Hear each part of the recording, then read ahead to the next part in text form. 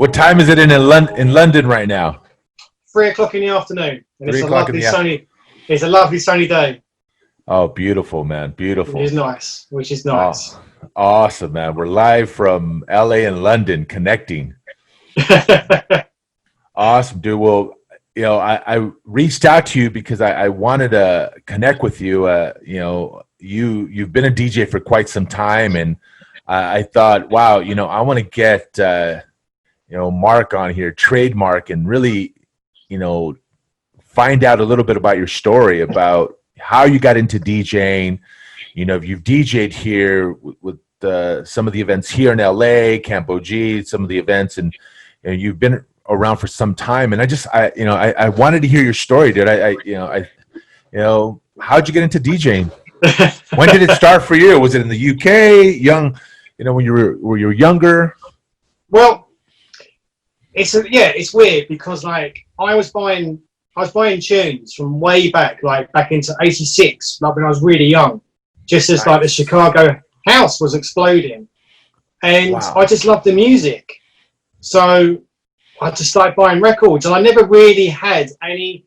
I mean, at that stage, I didn't even know what a DJ was. Like a DJ to me back then was someone in a nightclub or doing like an anniversary or a wedding or things like that, because obviously there was no DJ culture really back then. So it was about buying the music, and I just didn't stop buying the music. And eventually, come about 1990, when I started working in the recording studio, after working in record shops and other bits and bobs, there was a pair of decks there, and I thought, well, maybe I should have a go at this, and it was horrendous. Oh dear, yeah, and that's it. Really, it started from there, and I never had any decks at home. I always used to use the decks at the studio. So but because I had loads and loads of records, everyone was always like, "Oh yeah, bring your records down, because at that stage, I'd been buying for like 4 years, and I was spending all my money on vinyl. Right. So I had a lot of records. So it just seemed like I should have a go, but it wasn't very good. It took me a while. It took me a long time actually. And who'd you learn from? Were you just watching friends play? Because back then, when you first started playing, there was no YouTube. There was nothing. You can learn from anybody. You had to have friends, right? Yeah, exactly. I had no idea. I'd seen a couple of the guys. Obviously, I've been going to parties, been going to raves and clubs in London. Right. But I'd never really gone up and watched what the DJs were doing. For me, I was just going there as a clubber, and enjoying the night and enjoying the music. So it wasn't really until I was at the studio where a couple of the guys weren't DJs, but they knew how to mix. So I started to watch them. I was like, maybe I should have a go at this. And that was it. I just kind of I really had to kind of like work it all out myself. So it was difficult. It was difficult. The first time, I'm sure the first 3 months, it's like, oh my God, how the hell do I do this? Do you know what? It was longer. Because not a lot of people. Well, in fact, I don't think anyone knows this really. Oh, I knew that was going to happen.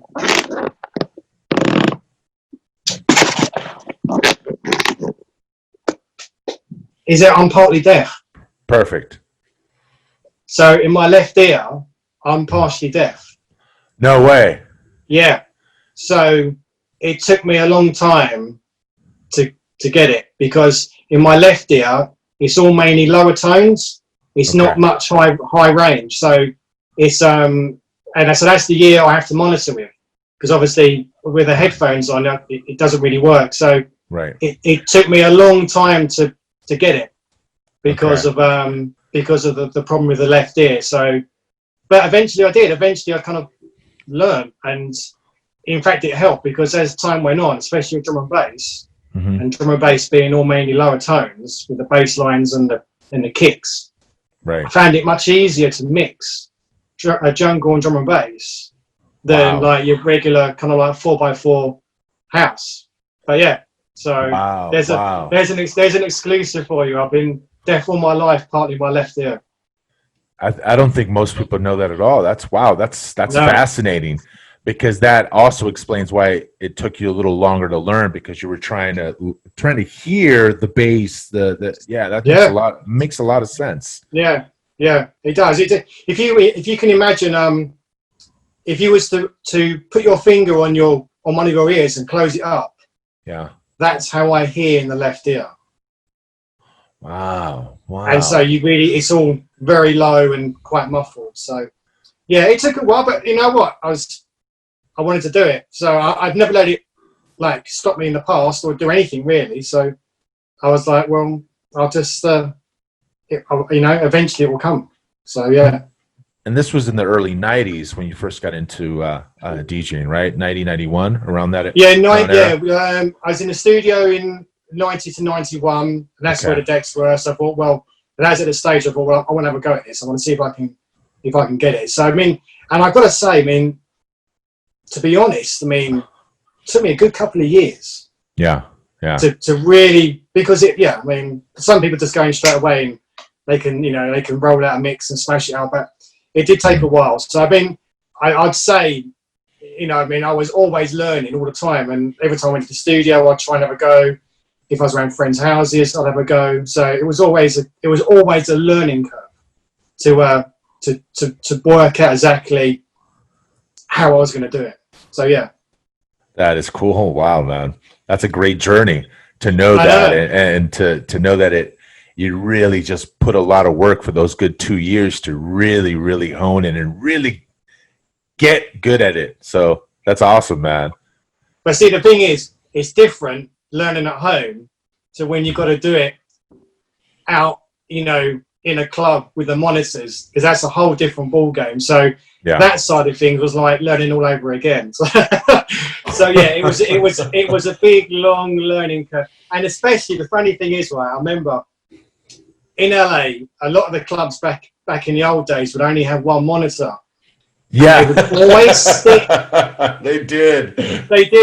They would always stick the monitor on the right-hand side, and I'd be like, "This isn't going to work, because that's my headphone here." And I remember so many times. I remember going to Shredder saying, "Look, can you just put one over on the left, or can you switch it round? Because otherwise, it's just not going to be. It ain't going to be great." So yeah, so a lot of those early ones. Oh yeah, my I used goodness. to see the one monitor and think, "Oh dear." Damn you, Shredder, Manny, wherever you're at. But I tell you what, Manny, I love that guy. He used to really help me out. But there were some times when I just couldn't move it, and it was just, it was just okay, whatever. Whatever. Manny is the best. Shout out to Manny, wherever you're at. Yeah, definitely. Wherever he is, he's a legend, old school legend. Oh, most definitely, man. That's great, man. So it took you 2 years through that journey. And originally, when you first started, it was house music, correct? Well, yeah, it was all Chicago house and Detroit techno. And then about 1990s, when the UK stuff really kind of like started coming out, like all the stuff from Warp, and so then by that stage, it was a blend of American and UK kind of releases up until, the breakbeats started dropping in late 90. 91. Right. So then, of course, it went on a whole different curve. Right. And you were there during that. I mean, the amount of records and the types of records that you were able to get your hands on in the UK must have been amazing. Mate, I worked in a record shop, so it was fantastic. So I mean, I left college. I went into a record. I was already working part time in a record shop. Yeah. So, and I was getting them all at cost price. So I was buying, literally all my money was going on records. Right. And if I go to a club on a Friday night, I'd hear the records. Then the next day, I'd be like, I've got to try and find out what this is. Man, that's incredible, man. You had all the great records, and oh geez, and just some of the events that you went. It was like they're the foundation of the UK where all this started, and you were there in the forefront. That's incredible. I mean, I was as soon as I could drive. As soon as I was 17, we were driving to all the orbital raves. But even before then, we just used to get the train into London, because I'm just outside London. I'm in Essex. Yeah. So we used to get the train in.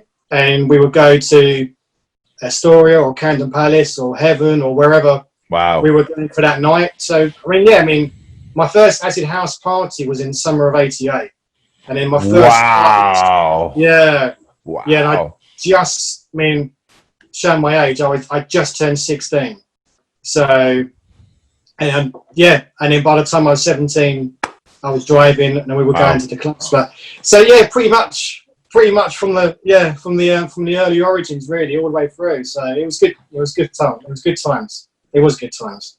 That's great to be a part of that, man. I've always, when I was 17, I always said to myself, man, I would love to go to London to go party. It's just a thought that runs through everyone's mind here in LA during that era in the early 90s. Everyone thinks, I want to go to UK. I want to go to London. That's the motherland. That's where it started.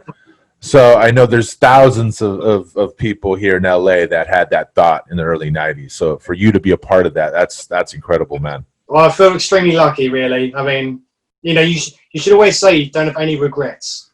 Yeah. And, and I try to always stick to that. So I feel really lucky that I was born at the time I was born. So by the time I was in my teenage years, all this was happening, and I got to experience it all from the very beginning, all the way through, so I feel, extremely lucky. So, wow, that's dope, man. And you originally started with house because of the Chicago explosion of Chicago house. Yeah. And then you transitioned. Did you go into the techno aspect of it because the techno was so huge in the UK, or what was your journey as far as the genres of music that you started to play into? Well, so I was always, I was buying early electro and hip hop, but even before the house music. So there was always a love affair for electronic music. So, for us though, Chicago house and Detroit techno was very close together when it was in the UK. So we had like a mishmash of like genres, because we had like the New York garage as well, and deep house. So we kind of had all that at once. Right. And then, of course, then the UK guys started producing. They started doing their kind of thing, which edged on like UK techno or UK house. Right. So in those 2 years, from 88 to 90, with the acid house, Chicago, Detroit, New York garage, we had a great period. And I bought it all. There wasn't anything I wasn't buying. If it was a good tune, I was buying it. And then by the time 1990 came around, we started to hear some breakbeats being dropped in some of the tracks. Right. And that became more and more in the tunes being produced, and the whole new genre was formed for hardcore, the UK hardcore, which of course you guys called breakbeat techno. Really? UK breakbeat. So when I first came over, I was like, I've got loads of hardcore records, and they were like, really? Thinking it was the harsh 4x4, kind of like Rotterdam, hardcore techno, but we always called it hardcore. And 91 to 92 over here, Suburban Bass, Reinforced Records, Moving Shadow, it all came under the term of hardcore. So there was always and that hadn't come over to the States. So people didn't understand when I was saying, I want to play hardcore tonight. They were like, really? I'm like, and I was like, why are they telling their noses up at this? It's like, it's great. But so I never knew that. That's crazy because wow, we always thought hardcore was the Rotterdam. Exactly. So even now over here, if you mention to people, you haven't got any hardcore tunes, they will instantly say anything, between 91 and like mid 93. That was hardcore. So, and that's where it went. So the breakbeats came in. The hardcore era was born, or the rave era, and of course then, there was a few odd tunes which could be classed as the origins of jungle quite early on, but it wasn't really. I don't think it really came to the forefront until that kind of late '93, where it really started to change, where the 4x4s were being dropped, and it was then solely the breakbeats and the bass lines, and of course then '94. Jungle had been born, basically. Well, to the masses anyway. I mean, before that, there's always that kind of area where it crosses over. So, so that's the journey I took. I mean, I still listen to house. I still listen to techno. I still bought it. Yeah. But when I went out to the hardcore clubs or to the jungle clubs. So 94 was the year in the UK where it was the rise of jungle. Yeah, without doubt. 94 was the year of jungle in the UK, definitely. I mean, Okay. yeah, So, it was massive. The explosion was huge. okay. And that's when, so you transitioned to where you were playing right into jungle. You just went right in, started playing all the records, and it was a natural progression because obviously the break beats in the hardcore UK hardcore breakbeat, right? You know, it just progressed. The BPMs went up. Yeah. Bass line, you know, then you started to hear some of the Sound Clash bass lines going in, and some of the, you know, the Jamaican reggae bass lines going in and samples.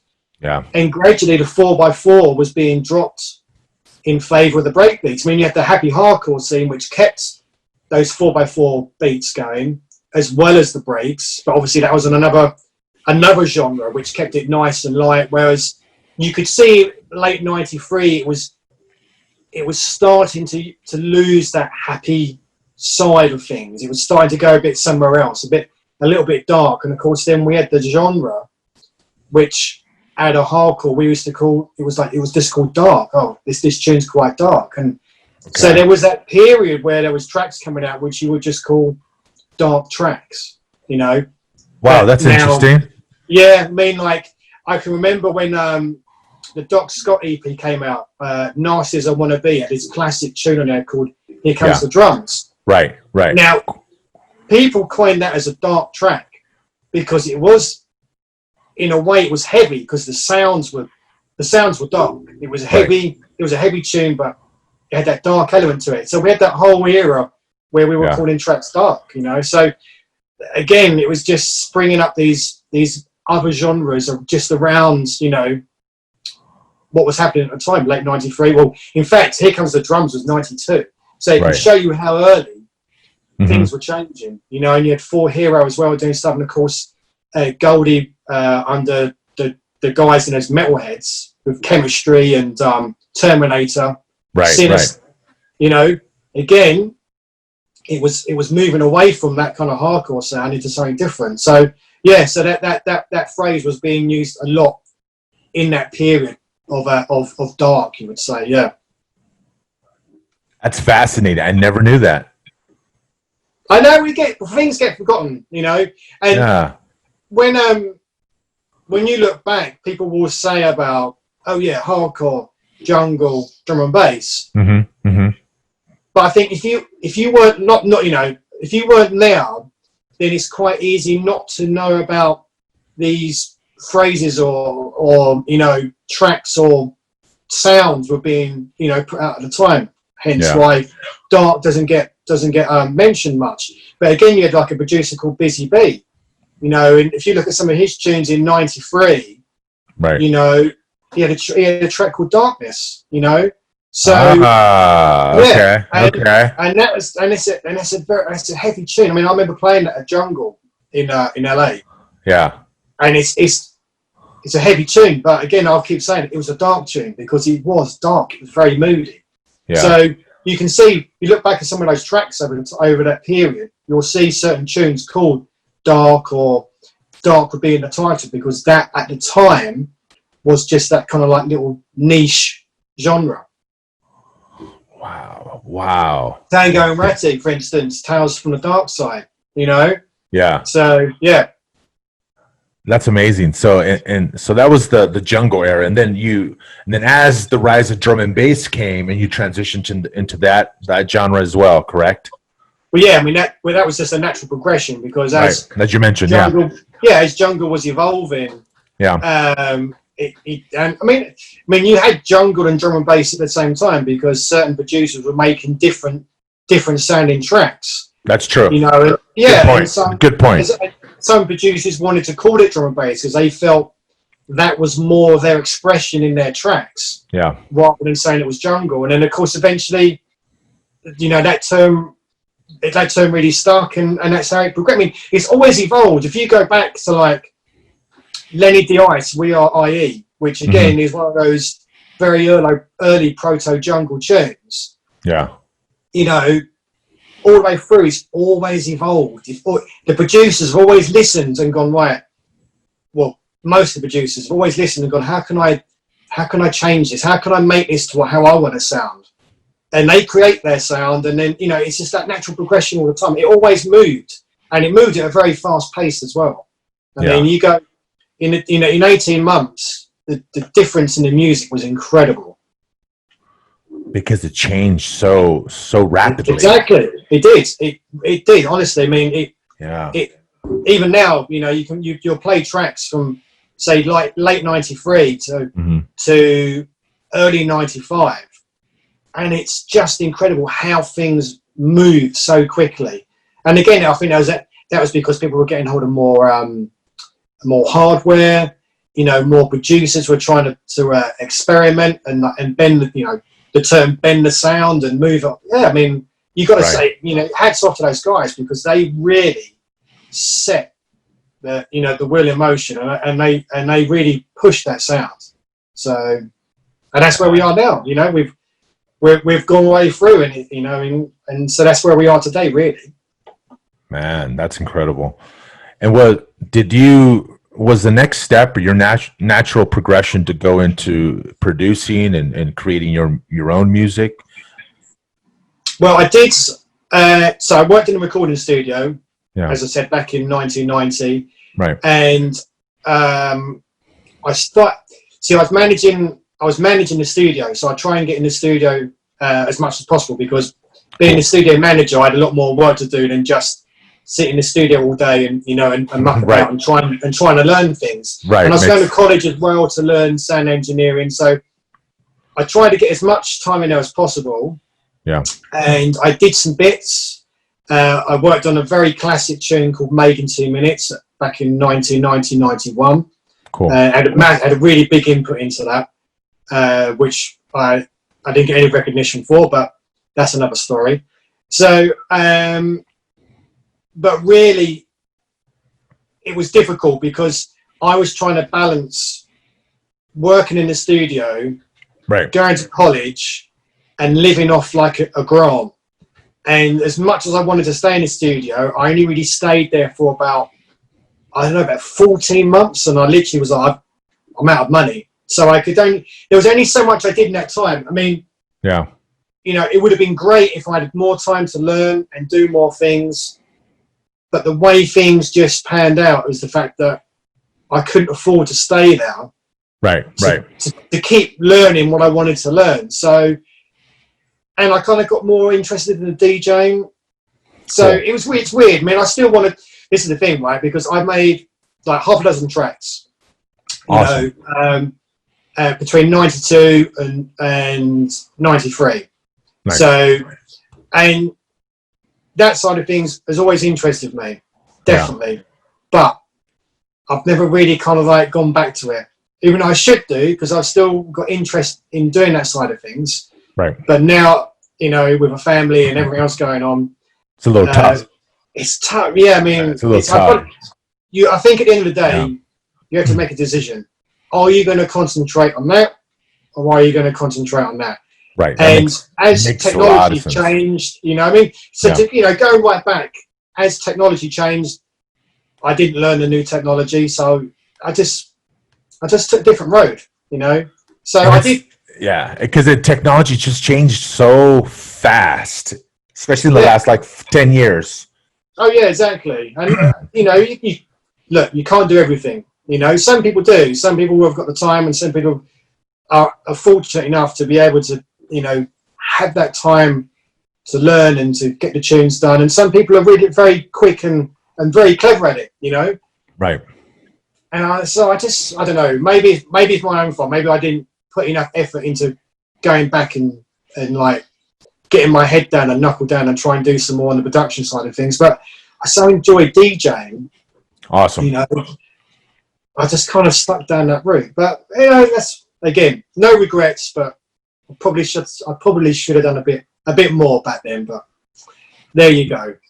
Yeah, and on the DJ aspect, what are some of the events in the UK that you found were just so memorable when you look back and you think to yourself like, wow, I played at this event. I know there's got to be some good stories there, because as a DJ, when you play your first event and you're in front of a crowd of hundreds or thousands, and for the first time, that's got to be an exhilarating feeling. Or what was one of the events that you just took away? Like, man, this was an amazing event. Well, I'd say the first thing would be it's funny, would be one of the parties we held at the studio, where I thought, wow, I'm going to have a go now, because we had quite a few big rehearsal rooms. You could actually throw a party down now, and that was memorable for all the wrong reasons. So that's quite funny. Okay.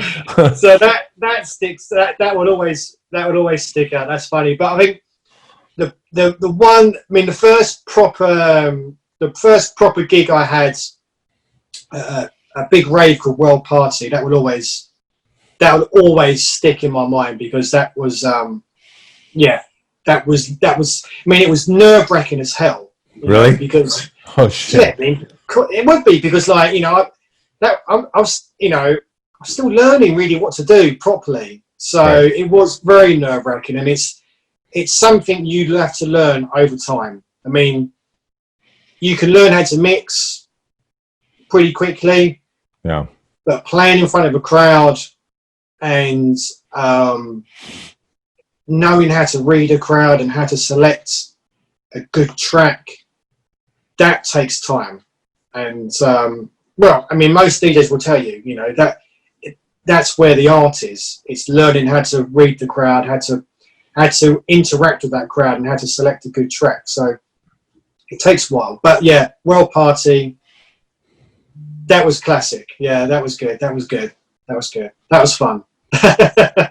Awesome, man. And you're right. You touch on a good point, that anyone can pick up the decks, really practice. These days, everyone has YouTube, and you can learn to DJ, and you can learn to play, and you could be very good. However, as you mentioned, the art is being able to read a crowd and taking them through a journey. Up, exactly. Down, up and down. Exactly. That is, and that's always been my ethos, is to take people on a journey, and I've always done that, because like, if you listen, when I mix now, and I've been for, probably like the past, I don't know, 15, 20 years. Yeah. My mix is always blends. I always roll and run into another nice smooth transition. Sometimes, you have a little play around, but for me, it's all about the journey. And I think, and that's what I love, because then you're both going on a journey, So you read off them, you read it back, and I mean, that's I mean, some other people will say they just like to get up there and smash it and go mad, and and just smash out the big tunes, and everyone goes crazy. But yeah, you can do that, but I don't know, for me, the journey, it's all about that journey. It's brilliant. Yeah. Nice. And before what happened with COVID, were you pretty active as far as in the UK? Were you DJing on the weekends a lot? How often do you I know it's a little tough with family and whatnot, but how often were you getting out there these days?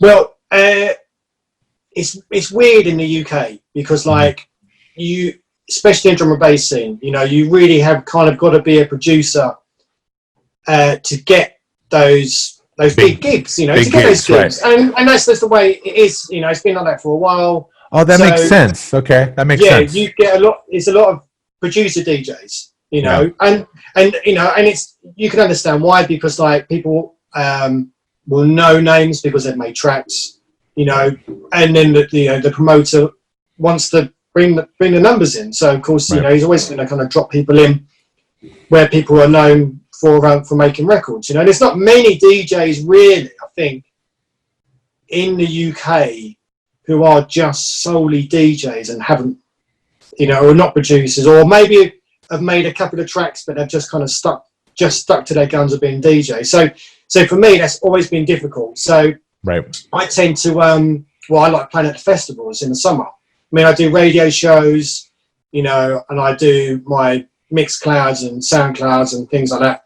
But for me, I personally love doing festivals. So in the summer, I mean, over the years, I've built up some really good contacts. So in that summertime period, I can usually get some good gigs lined up, and then if anything else crops up in the winter, then yeah, so be it. I mean, you always try and plug away, but it's like it's so difficult getting gigs. Always has been. So right. In the club side of things, I think festivals are a bit different because I think it's just a different vibe, and you got more. I think you got more way of kind of getting in to do a festival by talking to the promoters and people involved and getting them to listen to to what you're doing, like on your mixes. Right, it's a bigger show, more slots for different talent. Yeah, but the club side of things is always difficult. Yeah, I mean, it always has been. I mean, I've been lucky because I've played at Movement in London quite a few times, and that's quite a seminal club, really,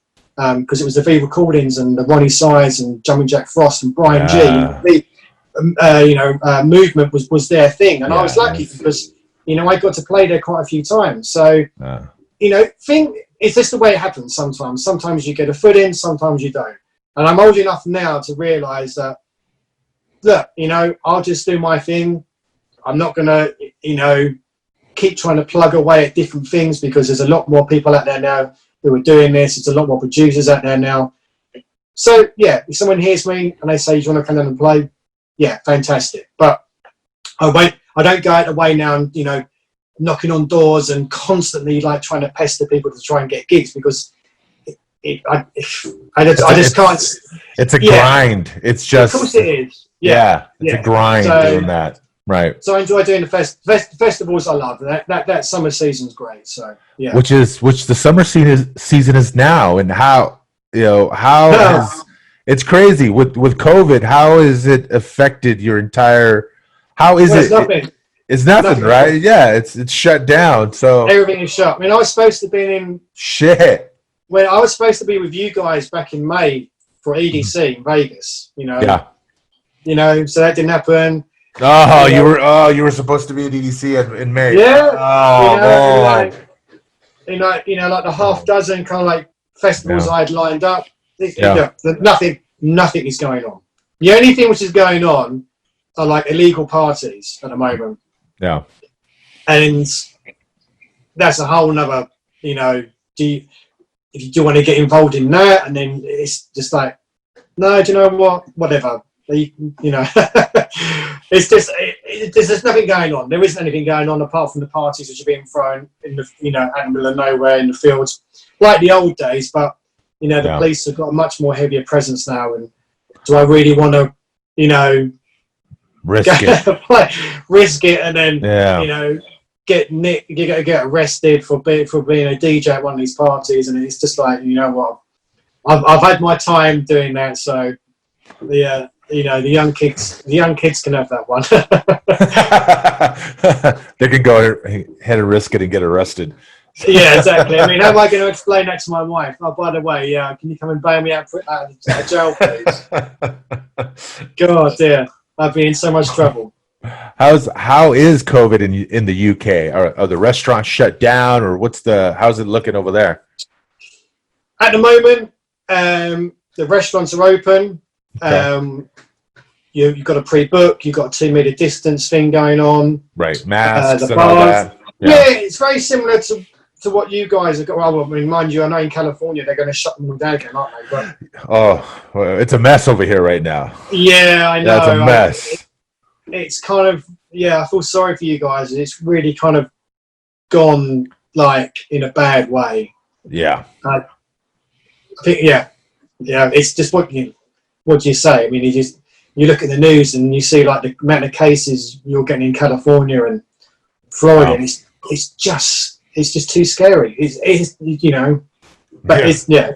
So I feel sorry for a lot of my friends in LA and and the stress they're going on at the moment, and it's not good. It's not good. Yeah, it's not too bad. It's okay. It's bearable. That's what. Yeah, I would say it's bearable. Things are slowly going back to normal, but we've still got lots of regulations in place, and we have to stick to certain things, and pretty much like the rest of the world is doing, actually. So at the moment, it's not too bad. So That's we'll great. see. Yeah. That's great. I hope one day we in the near future, whether it's a few months, we start to turn that corner and it gets a little better. Oh, Yeah. I hope so. Yeah, just don't want it to get to the winter and it all kind of like, it goes a bit crazy again because I don't think that's what I'm thinking. That's what I've been hearing, that in the winter it may get a little more crazy. So, but I mean, hopefully the winter we turn the corner, and then next year the festival season comes around, and you'll be and then you'll be back playing at EDC next year, hopefully. Yeah, fingers crossed. Let's hope so. Let's hope it all kind of like something. Let's just hope something happens and we start to turn that corner. But yeah, fingers crossed on that. But in the meantime, though, I've just been busy at home. I've just been like, I mean, we had got 12 weeks of lockdown, so yeah, just did mixes and you've been doing some of the online mixes, right? Was it the 808 or the radio show online? How's that going? Tell me about that. So I've got a radio show on Cool. Studio 808. So, cool. And I'm lucky because that's just down the road from me. Oh, nice. So, yeah, so it was easy for me to get there. So I kind of kept that regularly going throughout the whole of the lockdown period we went through. So, and I kind of think in a way it was nice because, you're stuck at home, all day, so it's nice to give people a bit of a release, they could tune in and interact. And I just started doing all kinds of different shows. I'll do like an influence show. So I dig out all my old tunes, which I loved back in the day. And oh, that's cool. Like old electro and, and hip hop and like an early techno. And so, so I did a lot of things where I just sat there and spoke to people over the microphone and just played old school tunes, which was great because people loved it. And I think it was nice for them to have a bit of a release because, a lot of people have got happy memories to some of those tunes back in the day. So yeah, that was kind of cool. So I was doing loads of stuff every week at 808. I was getting, I sorted out all my SoundCloud, which all these jobs which you've got a list to do, which you never get done. I was like, right, okay, I'm going to sort out all my music out. I'm going to sort all my record box out. I'm going to relaunch SoundCloud. Just all these jobs which I hadn't had a chance to do. I thought, wow, I'm just going to get them done, and I did. So then I just started doing loads of mixes, and I sent them out to to a few of the guys in LA who were doing Mixcloud shows, and like the guys at Camp OG who were doing some stuff, and I sent some stuff over to Demigod Dimitri for for the Insomniac. So I was just shout out to Dimitri. Shout out to Dimitri. Do you know what? We were as thick as thieves. Mm-hmm. We were back in the day when I was in LA. We had such a laugh, honest to God. Honestly. And in fact, I'm pretty sure when I left to come back to England, I think I gave Dimitri like all my worldly goods I'd had in LA, to go, right. Just I remember saying, I'll come back at some stage. Don't worry. Right. Look after all this. I'm pretty sure. Yeah, he must have been like, why have I got all this stuff in my house? But yeah, he's great. I love him. He's really cool, man. He's awesome. He's awesome. When I came over in 2016, it's the first time I'd seen him. Yeah. Since 94. Really? No way. Yeah. From 94 to 2016. Because you have to remember, right? Wow. Back then, everyone knew me as Synchronome, which was what the name I was using in the very early 90s and what I recorded under. Yeah. And when I came back to the UK and the way the music was changing, Synchronome to me sounded part of the old scene. Oh, right. It sounded, okay. And with the way drum and bass was going, I was like, I don't know if to me, it didn't fit with the music. It sounded as if it should stay with that kind of like that hardcore kind of techno. That hardcore techno era. Yeah. Just the name fit that era. Yeah. Right. So, that makes sense. And then, and I remember basically, see, the short story is people used to say to me, oh, that's like your trademark sound, the way I used to roll mixes out and the certain tunes I used to play. And of course, being called Mark and people saying, oh yeah, that's kind of like your trademark sound. I was like, well, that's perfect. I'll just use trademark. And so that's what I did. So that's how the name came out. And say, hey, that's not your trademark sound. Okay. Yeah, but of course, oh, that's cool. Knew me as Synchronome. Okay. So when I used to come back over and do, for little holiday breaks and see everyone and play some gigs and stuff, people weren't aware who Trademark was. Only a few people did, and not a lot of people used to put in brackets Synchronome on the fly. It would be Trademark. So right. So people would never. Dimitri would never have known I was in LA because he wouldn't have seen my name on the flyer.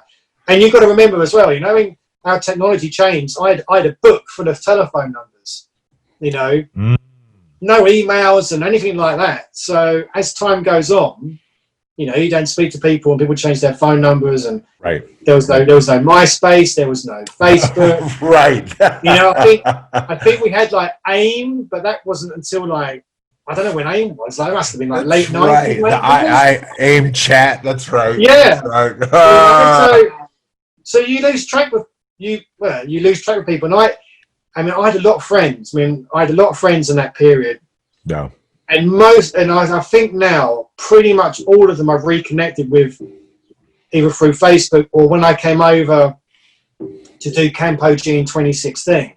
Because I've been back, before that a few times, for like 2 weeks here, 2 weeks there, go and play at Respect or go and play wherever, while I was over, Right. So it was good at Campo G to turn up and, and kind of walk in and start seeing these faces I hadn't seen in 14, was it? No, 94 to 20 years. 20 years.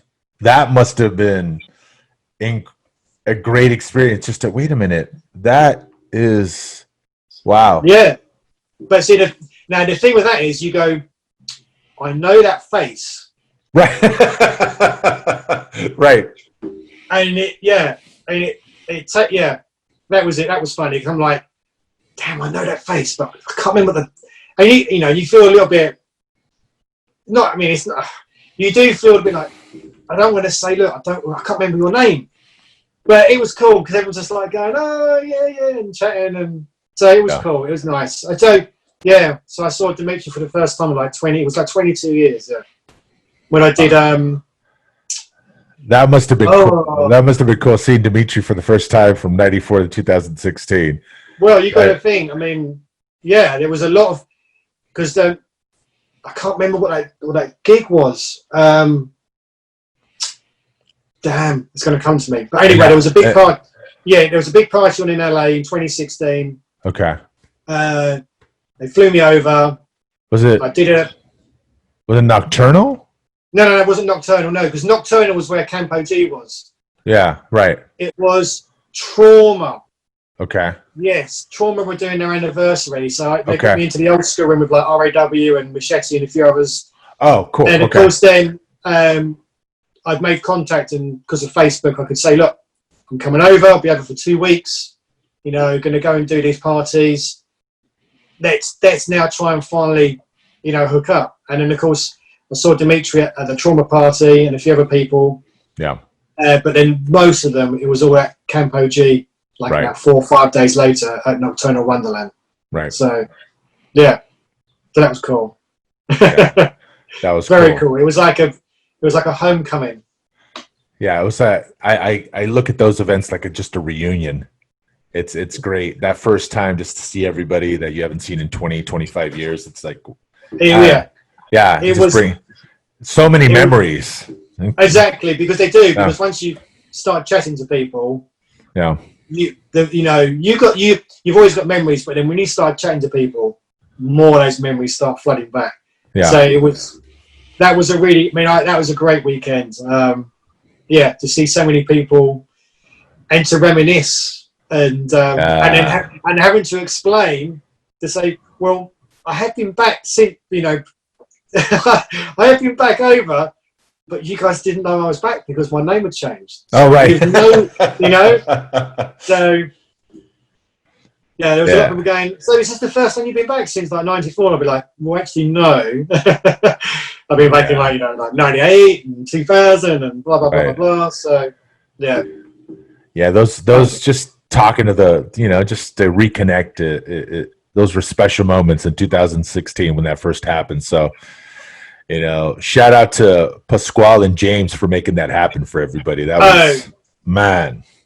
Because I'd seen Pasquale, because he'd only a couple of times though, when I've been over for a holiday and gone down to Respect and played his set. So I'd seen him a couple of times, but I think even for Pasquale, it was a good maybe 10 years since I'd seen him properly.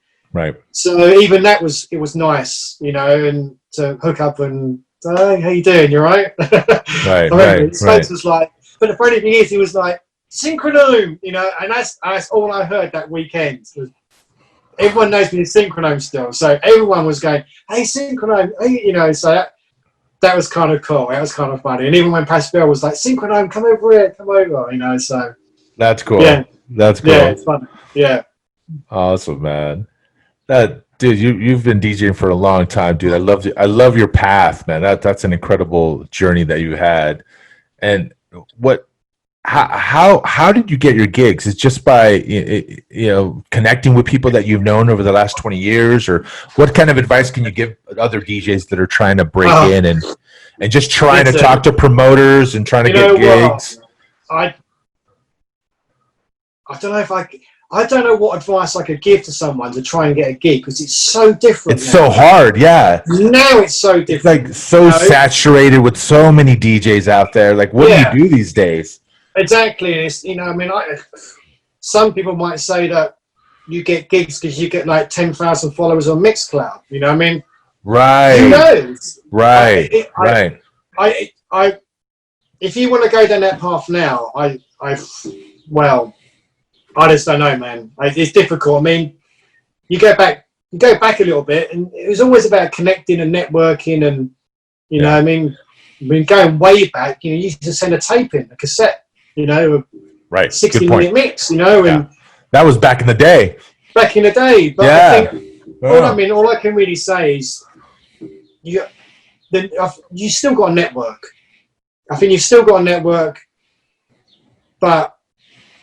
Oh man, I don't know. That's the thing, because like these days now, I've got my connections who I go and do the festivals for, So it's different because we're like friends, I'll give them a call and say, what's going on, can I get on a gig, and what's happening for different shows. So we're more like friends when we speak to each other. I've not had to go down that route of trying to speak to a promoter to get a gig for ages, solely because I know how difficult it is. And that might sound bad, and that might sound like I'm taking the easy way out. You're right. But it's so hard. I've been there, done that, worn the t-shirt. It's difficult plugging away. Yeah. But I still listen. Right, I still try and talk to people and make contact with certain event organisers, right, to try and get in and say, listen, just have a listen to what I can do. Just have a listen to these mixes, Mm-hmm. So I still do it, but how you go about it, really, man, you need to ask some 19-year-old who's up on all these social media skills and how you beat the system, because I think a lot of it now is, unfortunately, maybe, just how big your social media following is. Obviously, if you make on a drum and bass, I think this is where it's different again between drum and bass and house and techno and tech house and all the different genres. Good point. Drum and bass still really is about being a producer. Yeah. Make good tunes, you can get gigs. Yeah. It might be. It's probably different on the house side of things, where you can probably get gigs, by your following and by knowing people. So I think I'm the last person now at my age to ask about how you break that circle to get in. But mean, I've always just been myself. I've always tried to be friendly. I've always tried to be nice to people. Yeah. Always, maybe not always being as hard as I should be to push it. But okay. I think that's just my nature, you know. Right. If you tell me for who I am, you know, I don't want to be like smacking the doors down and going, you got to book me, and you know, constantly in people's faces. Right. But maybe that's what you got to do to get it. But for me, though, I find that a bit difficult because it comes across as being a bit rude, a bit pushy. Yeah. So right. For me, I always, you know, I've just been myself. I'll talk to people and say, well, look, but you know, who knows? I mean, sometimes they say the nice guys don't always win. You got to be a bit bad to push it. Yeah. But yeah, I think that for me, that's just not me. So maybe that's just the way things have gone. I'm happy, you know. I've been lucky. I've had great times, good gigs, you know. So I think I'll just stick to being me and just to, you know, still once in a while making contact with people and saying, well, you know, what's the chances of getting on this gig, you know? So, that's but awesome. I try and, you know, I try and let my mixes do the talking. You know, that's you. I read your mind. You read my mind. That's exactly what I was thinking right now. Yeah. Let your mixes do the talking. Yeah, I mean, like recently I did like a Bookham Good Looking Records kind of foundation mix. Cool. You know, about just over an hour long. Went through all the old bits, put it together. You know, put it out there, and it's had some great. I mean, I've had some great reaction from it, some great plays. Awesome. And just people going, that's a great mix. That is a great mix. And that's how I think I try and express myself to promoters to get gigs. Listen to that. That's the journey I want to take your people on, you know? So, and damn, that was deep. Woo, that was deep. Yeah. I love it. And that Good Looking mix has got a lot of attention, and there's a lot of people who have heard that now, and promoters in London have heard it and gone, that's a really good mix. Yeah. You know, and I think for me, you know, what we've already kind of touched on it, but I think I've always been more comfortable in not pushing me as trademark. Right. You know, but as going, have a listen to that. You know? I guess it's a bit difficult to explain to some people who might not understand that, but I'm not the kind of person who can go up to someone's face and really big themselves up and make out like they're the best thing since sliced bread. I'm much more subdued than that, and I'm much more like, have a listen to this mix, you know? Yeah. So yeah, do good mixes, make good contacts, make network, and then hopefully then all good things will come. That is great advice for everyone hearing that. That's great advice for those that want to get into the DJ game. You know? So, brother, where can people find you if they want to catch one of your radio shows online? Right. So, obviously, Facebook, you'll find me under DJ TradeMark. Cool. On SoundCloud, pretty sure it's DJ TradeMark. Do you know what? You caught me out there because I can't remember now. So yeah, that's good. It's because we're getting old, man. We're getting old. I know. Well, because memory's hitting us, man. Because there's a couple other trademarks in America. Okay. There's some of my sites are Trademark UK. So you've had to like chop and change, because obviously once someone gets one platform, cool. You know, you can't get a second one. So Facebook, DJ Trademark, Twitter's DJ Trademark _UK. That's the same for Instagram, which is DJ Trademark _UK. And I'm pretty sure like Mixcloud and SoundCloud, they're just under DJ Trademark. But you can find it all on Facebook, or if you give me a shout on Facebook. And then again, on Facebook, again, Studio 808. You'll find me on there twice a month. And, awesome. And I do a weekly pre-record show on VDub Radio. So, nice. Okay. Yeah, because a lot of my gigs I get in the summer are big VW festivals. Right. You know, like all the old school VW campers, vans, Beatles. Oh, that is sick. That is sick. Yeah, so like the best, I mean, because I do a big show every week called Bug Jam. which is like, Yeah. I think it's the biggest VW show in Europe, you know, Yeah. Yeah. 40, 50,000 in over the weekends, big arenas, big shows. So I've got a really good repertoire, I suppose, with that crowd, that VW crowd. So I do that weekly show for the VW guys, which is really cool. I enjoy doing that. That's kind of nice. So, but listen, find me on Facebook, and then I can then put you in the right direction for SoundCloud and Mixcloud. So that's probably the easiest way to do it. Awesome, man. Well, cool, brother. Well, I just want to conclude it, man. Thanks for being on the show, brother. I loved to just listen to your entire story from the beginning. It brought a lot of memories from the early 90s, and to see your path, it's amazing, man. And I can't wait to see you play, man. The last time I saw you play was at one of the events here, and I have it on video, and so much energy. And it was a drum and bass set, and dude, that's one of the genres right now that I just listen to and I love out of all the electronic music that's around today. And dude, much respect for you, for your journey, and respect, brother.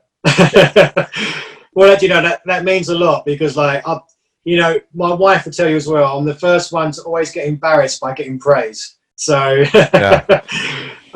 that's really cool, man. I appreciate that. And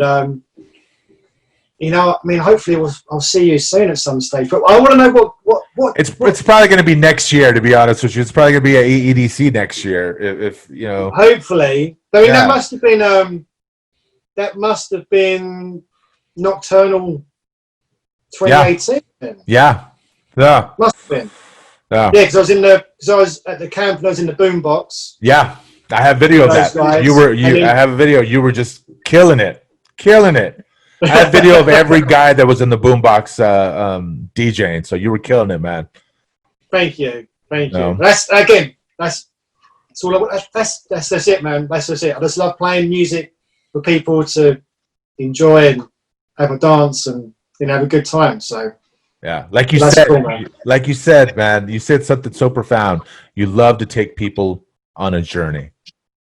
Yeah. Yeah. So all the time, definitely. Awesome, brother. You know what? It's what your journey is always about. There you go.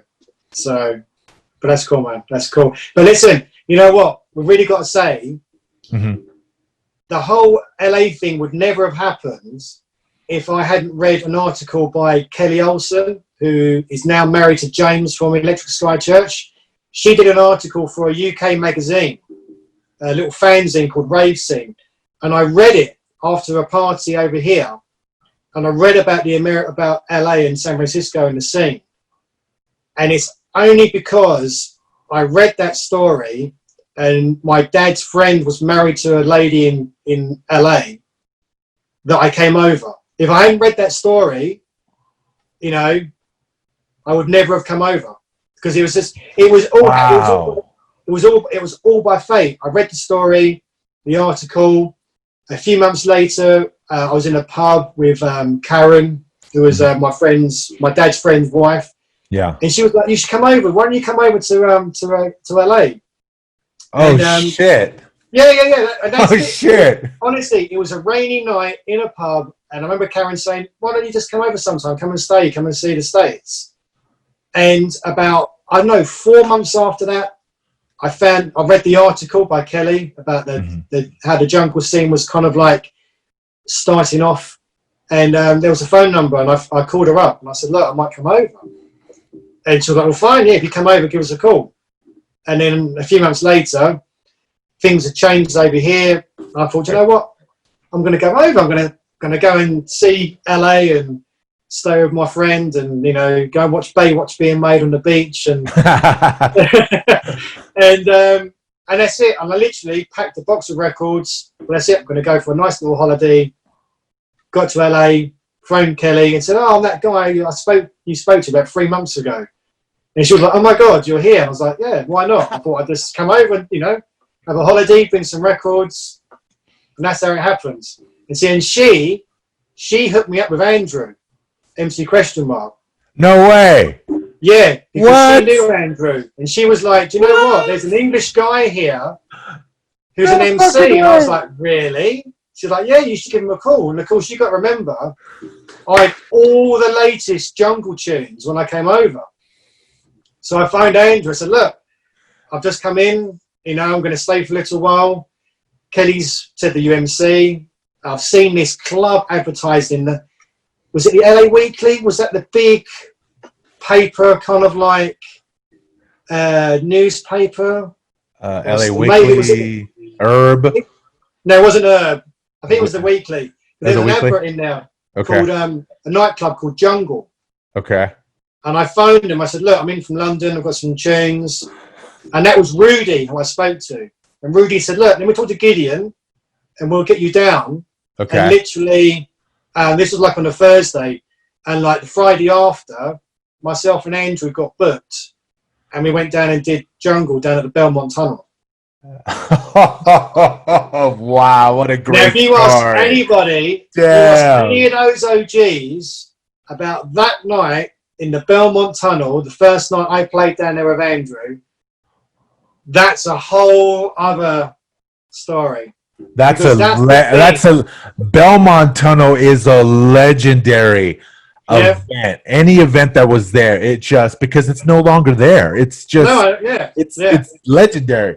And to Yeah. know that it was MC question mark. Andrew's my boy. I've known him since forever. I know, because I watched your interview when you did with Yeah. him. You know, in fact, I rewatched it the other day. Yeah. But yeah, so we were like I mean, look, I'm not gonna like I'm not gonna blow steam up, you know.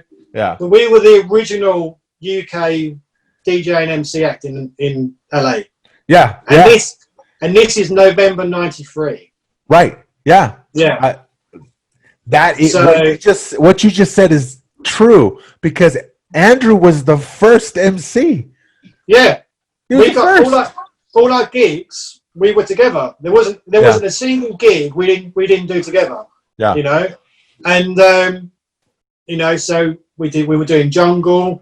We were doing other little things which were cropping up. I remember Culture Groove Massive, Right. and I think it was Return of Mr. Bubble. I think Yeah. Yeah. few things, there was a few bits and bobs here and there, but we never played. Now we never played Insomniac together because Insomniac at that time was on a bit of a different vibe. I mean, RAW was playing sets at playing jungle sets at Insomniac. Yeah. But I mean that was on a different vibe. It was more of a happy vibe. It was more of the techno, breakbeat techno. Right. You know, so what it was, I mean, right. I would do some of those kind of style sets there, but it was never really the place to play jungle, especially the stuff I'd brought over from the UK, because it was too much for people. They hadn't been exposed to it. They didn't know it. Yeah. It was raw. It was fast, and it was dark. Yeah. So I rarely played a jungle set in Insomniac. I think maybe 3 times I would say I played a jungle set at Insomniac, and it was much on the lighter side. Okay. But Andrew was never on the mic. That never happens. Yeah. So we would always do some number of parties, and in that kind of period when we did it, that's how it worked. That's crazy. Kelly, what a crazy story. I mean, to reach out to Andrew. Andrew was the first person. And you know what's crazy is that Andrew was one of the first people I met. I think it was 91. He was one of the first people. Yeah. And I met him in a parking lot. And my biggest impression is like, oh my God, you're cool as hell. So that's incredible. And then you got to play at the Belmont Tunnel. Jesus. Oh yeah. I mean, I tell you what, so let's try and think now. So over that period, we probably, do you know what? I can't even remember. Maybe, I don't know. I can't even think how many times we played at the Belmont. But I do remember having to get a taxi there one night because I was meeting Andrew there. You didn't get an Uber? You didn't get an Uber? Yeah, right. It was some yellow LA taxi guy.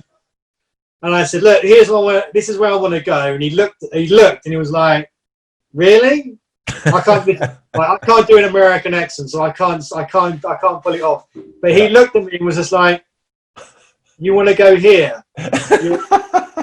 You're a white guy going right down into, I suppose it would have been, I mean, was Belmont in the Hood at the time? Was that like, I know there was a lot of gang stuff going on down there. There was. The second time I went there, I got out of a taxi, and just as we arrived, the gunshots went off. Yeah. I remember it, and the taxi driver was just like, "Are you sure you want to get out?" I'm like, "Yeah, I'm going to go and play some. I'm going to go and play some music in that building over there." Are you sure you want to get out? Absolutely mad. And I was like, "Thanks, mate." Give me like $20. Yeah. Went into the building. Yeah, the crazy building. Right. I'll never forget that. He was just like, his face when he looked at me, he was just like, you are insane. You're a crazy white guy being dropped off in this derelict yard. So funny, man. So funny. But yeah. Oh my God. Are you sure you want to get out?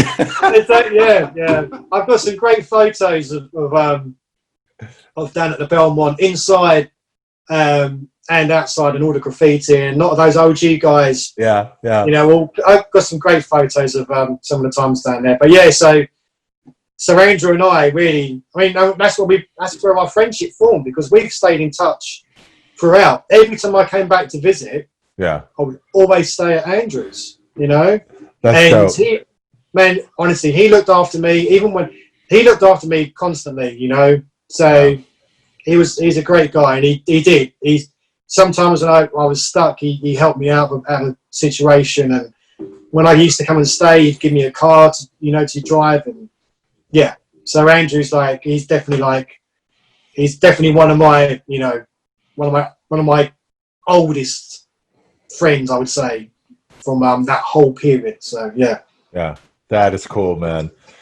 Man, what a great story to end this with. That was wow, man, that was awesome. That was awesome. Well, brother, thanks so much for being a part of the show, man. It's an honor, and I can't wait until the festivals come around next year so I could catch another one of your sets, dude.